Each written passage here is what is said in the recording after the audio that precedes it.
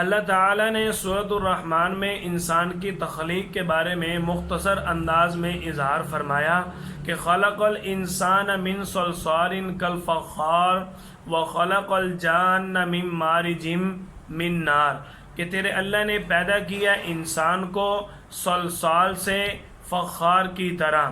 انسان کی تخلیق کے بارے میں اس آیت کے تحت مفسرین حضرات نے لکھا کہ اللہ تعالیٰ نے سب سے پہلے مٹی کو جمع فرمایا، پھر اس مٹی کا گارا بنایا۔ جب اس کا گارا بن گیا، جس مٹی کو طین کہا جاتا ہے، اس طین مٹی کے ساتھ اللہ تعالیٰ نے حضرت آدم علیہ السلام کا پتلا بنایا، اور اس پتلے کو جب خشک کر دیا تو اس کو ایسا خشک کیا کہ انگلی بجانے سے اس میں سے آواز آتی۔